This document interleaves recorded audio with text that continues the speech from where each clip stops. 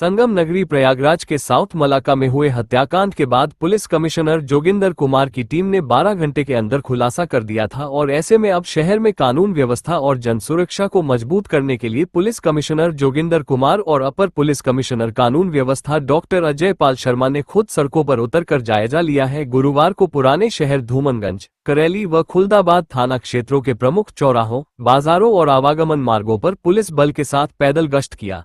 गश्त के दौरान दोनों वरिष्ठ अधिकारियों ने क्षेत्र का जायजा लिया और थाना प्रभारियों को सख्त निर्देश दिए कि सभी हिस्ट्री शीटरों का सत्यापन कर उनकी नियमित निगरानी सुनिश्चित की जाए। साथ ही नकबजन, लुटेरे और चेन स्नैचरों के खिलाफ प्रभावी कार्रवाई कर आमजन को राहत देने के भी सख्त निर्देश दिए।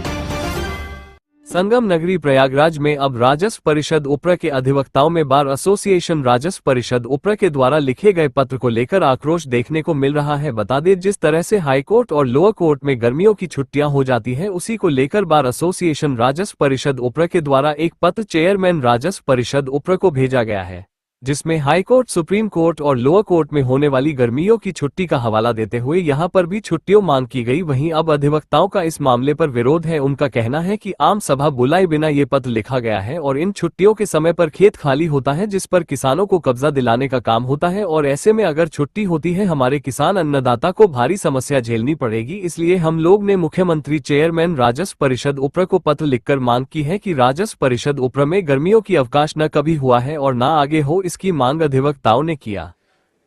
ये न्यायालय किसानों का न्यायालय है। जून के महीने में खेत खलिहान खाली रहते हैं, कब्जा दखल कराया जाता है, जिसमें एसडीएम, डीएम, कमिश्नर, तहसीलदार जुडिशियल ऑर्डर पारित करते हैं। उस ऑर्डर को राजस्व परिषद उत्तर प्रदेश प्रयागराज में चैलेंज किया जाता है और उस पर उनको जो रेमेडी होती है, जो उचित आदेश होते हैं, वो पारित किया जाता है। जून के महीने में बार एसोसिएशन राजस्व परिषद के पदाधिकारी अध्यक्ष कार्य से विरत रहने का प्रस्ताव दे दिया है, जिसके कारण से यहाँ पर न्यायिक सदस्य नहीं बैठ रहे हैं। उनका कहना है, चूँकि अधिवक्ता कार्य नहीं करेंगे तो हम क्यों बैठें। इस वजह से किसानों को परेशानियों का सामना करना पड़ रहा है। जो आम अधिवक्ता हैं, जो काम को करना चाह रहे हैं, वो नहीं कर पा रहे हैं।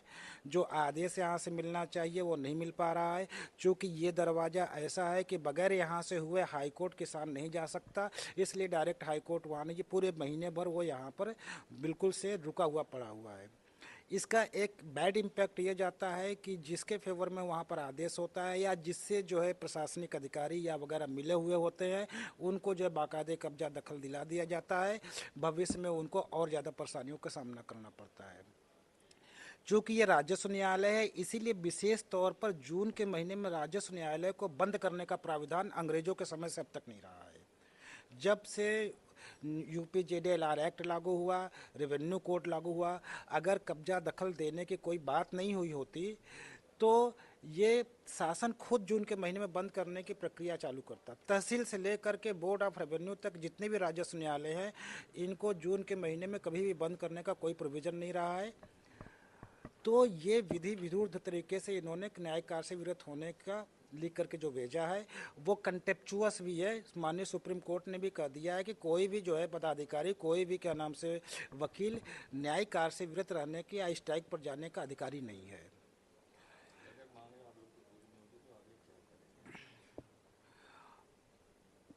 मांगे तो हम लोग तो बैठे हुए हैं। हम तो ये एप्लीकेशन हमने जो है तैयार किया था, इस पर वकीलों का साइन करवाया था। करीब 150 वकीलों ने ये साइन किया है। ये हमने बार एसोसिएशन को दिया है। एक एप्लीकेशन अलग से चेयरमैन को जा चुकी है, जो हमारे क्या नाम से पदाधिकारी हैं, प्रशासन मंत्री, इन्होंने खुद लिख करके भेजा है कि ये विधि विरुद्ध है। वहाँ पर भी चेयरमैन ने भी कोई नहीं कार्रवाई की है। अब चेयरमैन यहाँ पर 5 जो है सदस्य दे रखा है, तो वो एकल सदस्य क्यों गठित करेगा। और एकल सदस्य गठित करने का प्रोविज़न कहीं है भी नहीं, क्योंकि यहाँ पर जो है शासन की तरफ से कोई ग्रीष्म अवकाश का कोई प्रोविज़न नहीं है। हमारे पास 5 सदस्य पड़े हुए हैं, तो 5 सदस्य पूरे काम करेंगे। अगर क्या नाम से ये लगता है कि हाईकोर्ट के अधिवक्ता को कुछ हक तलफी है तो बहुत करेंगे, नो एडवर्स जाएंगे। न्यायिक कार्य से विरत होने की कहाँ से बात आ गई। हमारा मांग यही है कि यहाँ के न्यायिक सदस्य बैठा जाए, बार बैठे यहाँ पर। बार एसोसिएशन के द्वारा दिया गया प्रस्ताव न्यायिक कार्य से विरत रहने का, उसको पूरी तरीके से निप्रभावी करते हुए बैठे और वादकारियों के वाद को सुने। पंकज कुमार श्रीवास्तव, पूर्व महामंत्री। जायज मांग है। जो किसान होते हैं, जब उन्हें कहीं ना कहीं पूर्ण रूप से नीचे न्याय नहीं मिल पाता है, तब वो यहाँ अपील के लिए आते हैं या अपीलीय न्यायालय। तो मेरा मानना है कि ये हमेशा खुला रहना चाहिए, उनकी बातों को सुना जाना चाहिए। अब किसान आ रहे हैं बाहर से, धक्के खा के जा रहे हैं, तो ये उनके लिए न्याय नहीं है। दूसरी चीज़, माननीय सर्वोच्च न्यायालय का जो आदेश है उसका भी ये उल्लंघन है। तो माननीय सर्वोच्च न्यायालय का सम्मान करते हुए न्यायालय को खुला रहना चाहिए। मेरा नाम एडवोकेट गीता रानी शर्मा है। मैं अभी उत्तर प्रदेश बार काउंसिल का चुनाव भी लड़ी हूँ। अधिवक्ता हित में भी मैं आगे रहती हूँ और मेरा मानना है किसान हित और अधिवक्ता हित दोनों ही जरूरी है। इससे देखिए, मेरा ये मानना है कि न्याय के दरवाजे कभी बंद नहीं होते हैं, और न्याय के दरवाजे अगर बंद कर दिए जाएंगे तो वहाँ फील्ड पे बड़ा कैओस हो जाएगा, और जब कैओस हो जाएगा तो क्या स्थिति होगी, वो क्रिमिनल उसमें भी कन्वर्ट हो जाते हैं। तो इसलिए मेरा मुख्यमंत्री जी से, माननीय मुख्यमंत्री जी से, माननीय अध्यक्ष महोदय, चेयरमैन बोर्ड ऑफ रेवेन्यू से मेरा निवेदन है कि अब तुरंत जो है आप यहाँ पर व्यवस्था करवाइए और मेंबर्स को यहाँ भेजिए, क्योंकि न्याय जो है कुछ फ्रेश केसेस हैं, कुछ बहुत इम्पोर्टेंट केसेस होते हैं, वो उससे न्याय को जो अदालत के ऊपर बोझ बढ़ जाता है इसके ऊपर, और जितने जो फ्रेश केसेस वो तुरंत के तुरंत डिसाइड होने चाहिए। क्योंकि मैंने पहले ही कह दिया कि न्याय के दरवाजे हमेशा बंद नहीं रह सकते, इसलिए हमारे यहाँ 5 मेंबर दे रखे हैं, उन 5 को यहाँ भेजा जाए और न्यायिक व्यवस्था को सुचारू रूप से चलाया जाए। क्योंकि वैकेशन कोर्ट जो है हाई कोर्ट में भी चलती है, इसलिए वैकेशन कोर्ट यहाँ पे भी चलनी चाहिए। हाई कोर्ट में भी होता है, सेंट्रल रेवेन्यू ट्रिब्यूनल में इमरजेंसी मैटर के लिए अर्जेंसी लगा के जो फ्रेश केसेस है उनको सुना जाए। मेरा नाम Ashok Kumar Singh, senior advocate, high court.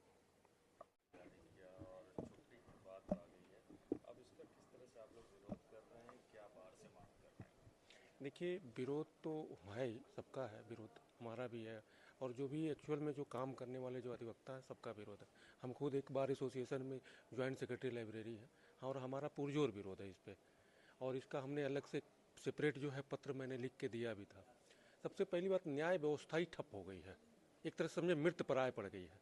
अगर कोई इसमें जैसे होता है ना, जैसे नदी का गति, तो नदी की गति एकदम ठप पड़ गई है, और ये इस तरह से होना मतलब समझिए कि किसानों के साथ उनका सुसाइड जिसे होता है ना, किसान आत्महत्या करता है, समझिए इसकी हत्या से कम नहीं, आत्महत्या से कम नहीं। किसानों की जो न्याय प्रक्रिया है उसकी हत्या हो रही है, और ये खुलेआम हो रही है। पूरी शासन व्यवस्था, सुप्रीम कोर्ट और हाई कोर्ट और हमारे जो उत्तर प्रदेश के जो शासन है, सबके संज्ञान में है ये। अब मान लीजिए यहाँ कोर्ट नहीं बन बैठी, कौन नहीं जानता कि कोर्ट इस समय नहीं बैठ रही है।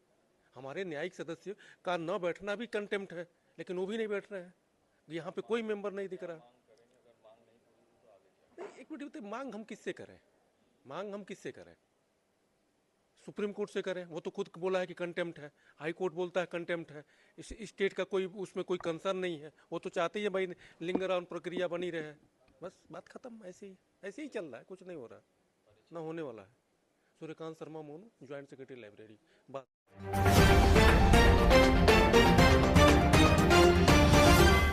दिल्ली के मालवीय नगर की एक होटल में हुए भीषण अग्निकांड के बाद उत्तर प्रदेश के सभी जिलों की होटलों और बड़ी इमारतों में फायर विभाग के डीजी के निर्देश पर सघन चेकिंग अभियान शुरू कर दिया है। वहीं कुंभ नगरी प्रयागराज में अग्निशमन दल के सीएफओ और एफएसओ ने दर्जनों टीम बनाकर धर और ग्रामीण इलाकों की होटलों और बड़ी इमारतों की जांच पड़ताल अभियान की शुरुआत किया। दिल्ली के मालवीय नगर अग्निकांड के बाद उत्तर प्रदेश शासन के फायर विभाग के डीजी सुजीत पांडेय ने सबक लेते हुए प्रदेश के सभी जिलों की होटलों रेस्टोरेंटों में सघन चेकिंग अभियान चलाकर फायर सेफ्टी नॉर्म्स का चेकिंग अभियान चलाए जाने का निर्देश दिया है। वहीं संगम नगरी प्रयागराज में फायर विभाग के अफसरों के द्वारा कई टीमों को बनाकर शहर और ग्रामीण इलाकों की होटलों और ऊंची ऊंची बिल्डिंगों की जांच पड़ताल शुरू कर दिया है। अग्निशमन विभाग ने आपके यहाँ पर चेकिंग अभियान चलाया है, कितने रूम में किस तरह की व्यवस्था? दिल्ली के अग्निकांड जिस तरह देखा है, 21 लोग की मौत होगी, तो आप लोग किस तरह सतर्कता बरत रहे हैं? सर, जो भी है फायर विभाग से जो भी दिशा निर्देश आया है वो सारी चीज़ें हमारे यहाँ लगी हुई है। सब लोग आए चेक करके गए हैं, सब पूरी तरीके से सेटिस्फाई थे। 40 कमरे हमारे यहाँ, रेस्टोरेंट है, लॉबी है, बाकी सारी चीज़ें तो आपने देखा है अभी। वो सारी चीज़ें ओके हैं, सब क्रियाशील हैं। क्या नाम है आपका? मैं रवि दुबे। फायर विभाग के सीएफओ के मुताबिक शासन के आदेश के बाद शहर और उसके आसपास के ग्रामीण इलाकों की होटलों बड़ी बिल्डिंगों में चेकिंग अभियान चलाया जा रहा। विभाग के अफसर इस बात की जांच कर रहे हैं कि होटलों और बिल्डिंगों में मानक के अनुरूप फायर नॉर्म्स पर अमल किया जा रहा या नहीं। हालांकि जांच के दौरान कई होटलों में खामियां मिलने के बाद होटल मालिकों को सख्त हिदायत दिया गया है। फायर अफसरों के मुताबिक अगले 15 दिनों तक लगातार चेकिंग अभियान चलता रहेगा और जहां कमियां पाई जाएगी उन होटलों और बिल्डिंग मालिकों के खिलाफ काफी कार्यवाही की जाएगी। हालांकि दिल्ली के मालवीय नगर अग्निकांड के बाद यूपी, पंजाब, बिहार और बंगाल समेत देश के कई शहरों की होटलों और बड़ी बिल्डिंगों में फायर विभाग के नियमों पर कितना अमल किया जा रहा, इस बात को लेकर शासन और प्रशासन अलर्ट मोड पर आ गया है। तरह से डीजी फायर ने निर्देश दिए सभी जिलों को लेकर, तो और मुख्यमंत्री ने भी दिए, तो किस तरह से आप लोग अभियान चला रहे हैं? आज कितने होटलों की चेकिंग की गई है, किस तरह इसकी व्यवस्था है देखने को मिली? देखिए, जैसे आपको विदित है कि कल जो है एक भीषण अग्निकांड जो हुआ है दिल्ली में, उसके दृष्टिगत जो है जो विभाग स्तर से भी और शासन के उच्च स्तरों से भी जो है दिशा निर्देश दिए गए हैं कि सभी प्रकार के जो होटल हैं या रेस्टोरेंट, होटल और ये क्लब वगैरह हैं, जो आवासीय भवन, ऊंचे भवन है, तो इनमें जो है सघन अग्नि सुरक्षा के लिए सघन अभियान चलाया जाए। तो उसी के दृष्टिगत आज मेरे द्वारा सुबह जो है जो हमारे 9 फायर स्टेशन हैं उनके प्रभारियों को निर्देशित कर दिया गया है कि ये जो है कंटिन्यूसली जो है मतलब आगे आने वाले टाइम का मतलब जो है जब तक अग्रिम आदेश ना आ जाए तब तक सभी प्रकार के भवनों में एक विशेष अभियान चलाएंगे। और उस अभियान में ये लोग हम लोगों की प्राथमिकता रहेगी पहले उसकी अग्निशमन की व्यवस्थाएं क्या क्या उसमें लगी हुई हैं और लगी हुई तो कार्यशील हैं क्या नहीं है वो चेक करना है। उसके अलावा जो वहाँ काम करने वाले लोग हैं, आने जाने वाले जो लोग हैं वहाँ पर, उनको उन अग्नि सुरक्षा व्यवस्थाओं को चलाने का प्रशिक्षण दिया जाएगा टीम द्वारा। और वहाँ से अगर किसी अग्निकांड होता है तो वहाँ से सुरक्षित तरीके से कैसे निकला जाए, इवैक्यूएशन ड्रिल उनके कराई जाएगी। हाँ, इसके अलावा जो है उनका जो अगर वो हमारे एक्ट की परिधि में आ रहे हैं वो भवन जो है तो उसमें अग्नि सुरक्षा के लिए उन्होंने कि एनओसी लिए कि नहीं, इसकी भी जांच पड़ताल की जाएगी।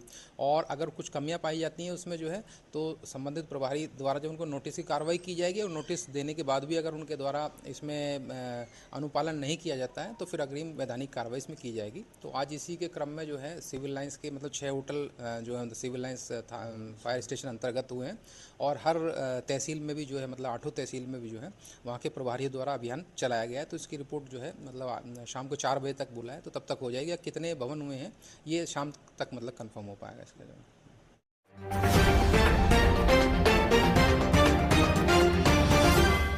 प्रयागराज कमिश्नरेट की हंडिया पुलिस ने दुष्कर्म के एक वांछित अभियुक्त को गिरफ्तार किया है। आरोपी प्रिंस मौर्य को 4 जून 2026 को हंडिया थाना क्षेत्र के भावापुर गांव स्थित पुलिया के पास से पकड़ा गया। उस पर एक नाबालिग से दुष्कर्म और जान से मारने की धमकी देने का आरोप है। पुलिस के अनुसार ये गिरफ्तारी हंडिया थाने में दर्ज एक मुकदमे के संबंध में हुई है। पीड़ित पक्ष ने तहरीर दी थी कि प्रिंस मौर्य ने उनकी नाबालिग बेटी के साथ दुष्कर्म किया और शिकायत करने पर जान से मारने की धमकी भी दी थी। इस मामले में भारतीय न्याय संहिता की धारा 65(115)(2), 351(2) और पॉक्सो एक्ट की धारा 5(m)(6) के तहत मुकदमा पंजीकृत किया गया था। गिरफ्तारी के बाद आरोपी के खिलाफ नियमानुसार कानूनी कार्रवाई की जा रही है। ये कार्रवाई पुलिस आयुक्त और अतिरिक्त पुलिस आयुक्त के निर्देश पर अपराध एवं अपराधियों के विरुद्ध चलाए जा रहे अभियान के तहत की गई। इसमें पुलिस उपायुक्त और अपर पुलिस उपायुक्त गंगानगर के पर्यवेक्षण और सहायक पुलिस आयुक्त हंडिया के कुशल नेतृत्व की अहम भूमिका रही। आरोपी को गिरफ्तार करने वाली पुलिस टीम में थाना हंडिया कमिश्नरेट प्रयागराज के प्रभारी निरीक्षक अनूप सरोज, वरिष्ठ उपनिरीक्षक मनोज कुमार सिंह और उपनिरीक्षक ज्ञानेंद्र सिंह शामिल थे।